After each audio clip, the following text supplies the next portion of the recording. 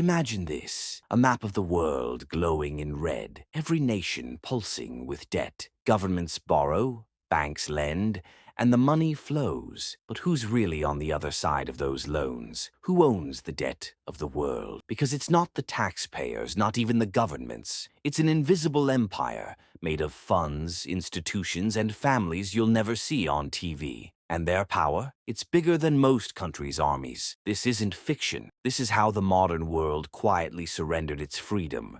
Through debt. Let's rewind.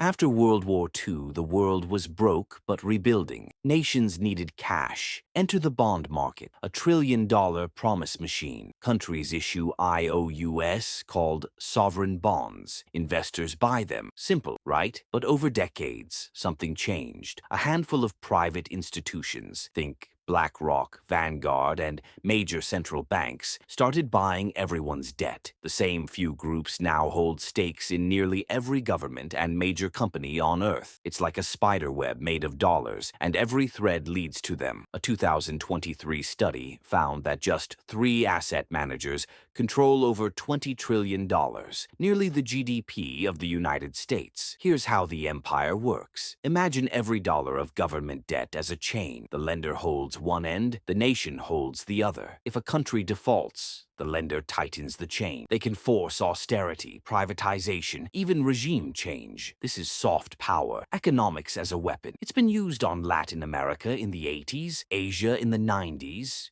Greece in 2010, and maybe your country next. The global debt market isn't a system of trust, it's a system of control. In 2020, for the first time, global debt hit $300 trillion.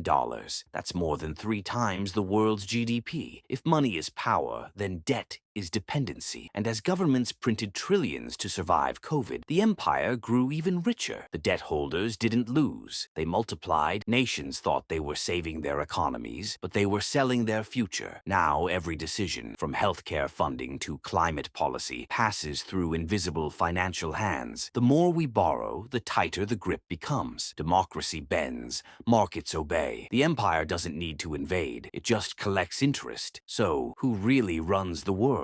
Not presidents, not parliaments, but those who own the debt, the silent empire behind every government budget. And as long as nations keep borrowing, freedom has a price tag. So here's the question. If debt is the new form of conquest, who's really the conquered?